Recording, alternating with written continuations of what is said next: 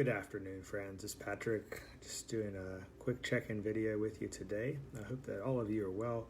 I trust that you are experiencing God in your work, in the things you are doing at home, and in the ways you are staying safe, and yet still nurturing your spiritual life during the pandemic.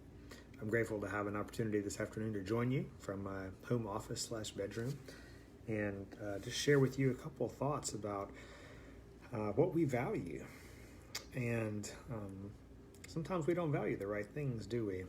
This pandemic has shown us, if nothing else, maybe where we've been valuing some of the wrong things.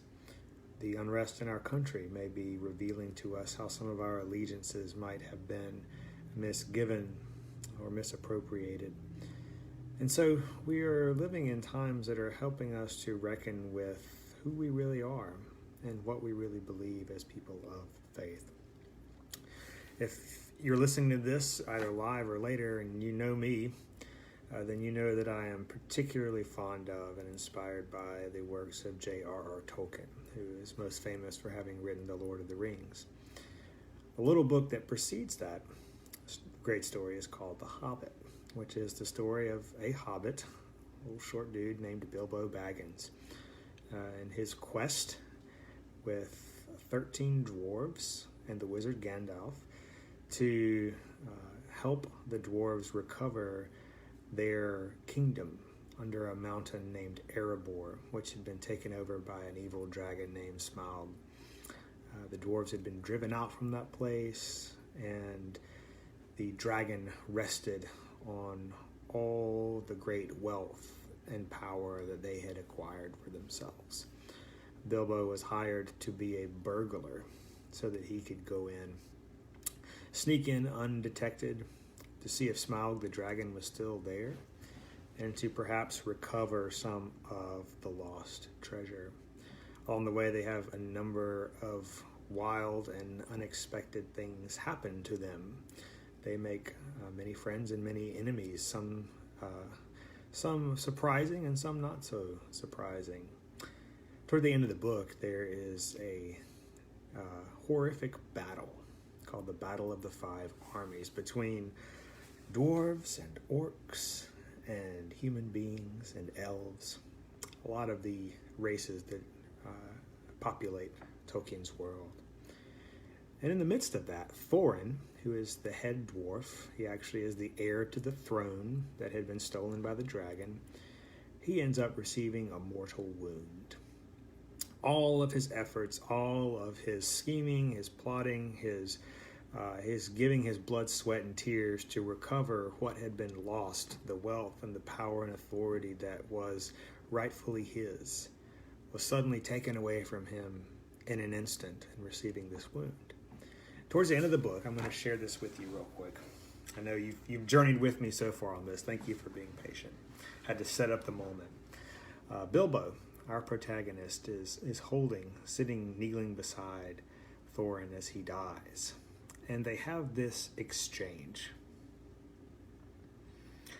Bilbo knelt beside Thorin on one knee, filled with sorrow. "Farewell, King under the mountain," he said. "This is a bitter adventure, if it must end so, and no mountain of gold can amend it. Yet I am glad that I have shared in your perils. That has been more than any Baggins deserves." "No," said Thorin.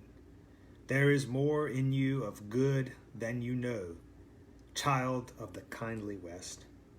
Some courage and some wisdom blended in measure.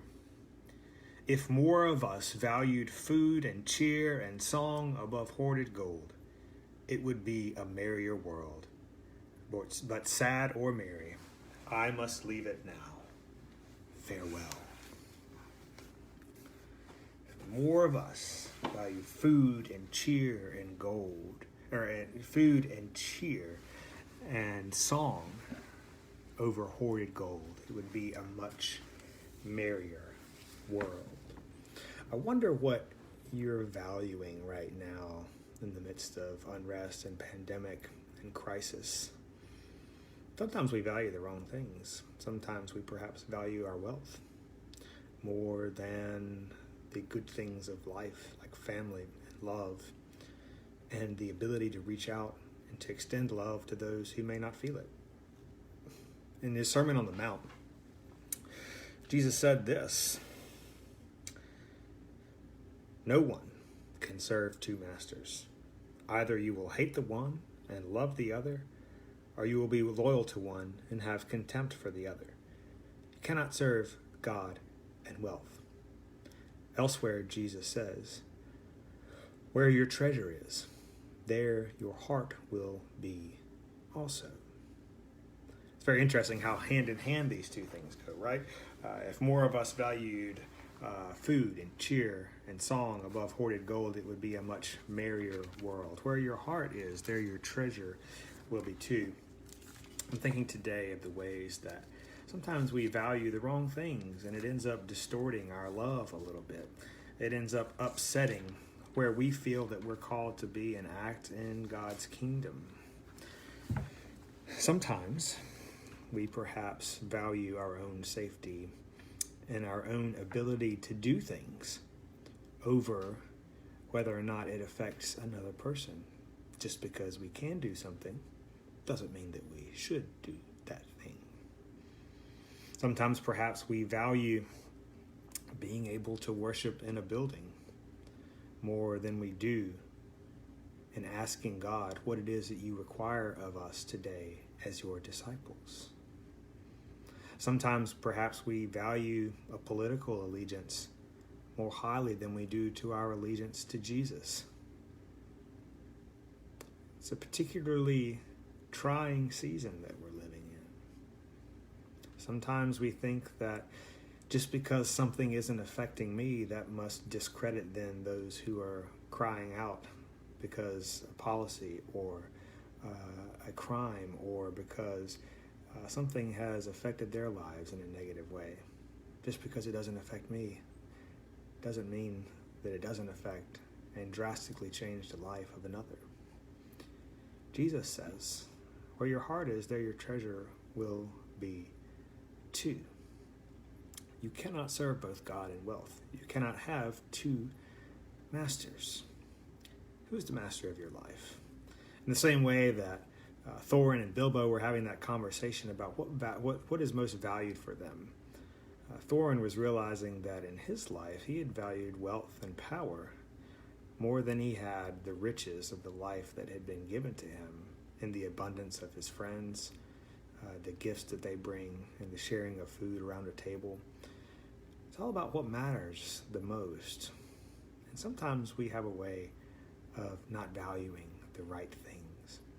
So I wanted to offer that challenge to you today, to take a moment in this season when we seem to have a little more time to reflect on our values and whether or not they are aligning us with Jesus or aligning us with something else. Let's do that. Let's take a minute. Let's take 30 minutes. Let's take an hour of prayer and reflection each week. And let's think about what it is that we're valuing. Because if more of us valued selfless giving, if more of us valued the kind of sacrificial living that Jesus embodied, if more of us committed ourselves to prayer, to fasting, to praying that God would show us where we can be most valued and most effective in God's kingdom, perhaps a merrier world it would be after all. I think both Jesus and Thorin in the book The Hobbit have a lot to teach us about how we should value not just our own life, but the lives of those around us, and what actions that we as disciples, what postures of living that we as disciples should value above other things in this world. Because we cannot serve two masters, because we're either going to love one and hate the other, or we're going to be loyal to one and have contempt for the other. And woe be unto any of us if we have both hate and contempt for Jesus. If the way we're living, if the values that we espouse, the things that we do are pulling us away instead of aligning us with that. Of course, I don't say that to accuse any of you.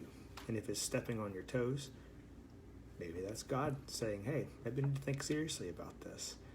It's always good to have those gentle reminders, those nudges that we belong to a community and to a Savior who determines how it is that we're supposed to live. None of us is in this alone. And so to me, it's comforting to know that I don't have to have it all figured out. And that if my values are out of order, if my priorities are not straight, if I've been giving too much of my life to something I shouldn't, I have brothers and sisters who are there to say, hey, you know what? It's time to redirect your course because this is not showing others that you belong to God. Just something to think about today. What are you valuing? What are you valuing most? How are those values being seen by others? If someone else was to look at your life, what kind of values would they see from you? Are they kingdom values, the values of Jesus Christ being lived through you, or something else? Friends, we love you. And as always, Pastor Ross and myself and the staff at Front Street are sharing our love with you through prayers, through these devotions, through all of our communications and the ways that we're trying to keep the church going as well and as active as it can be in this time.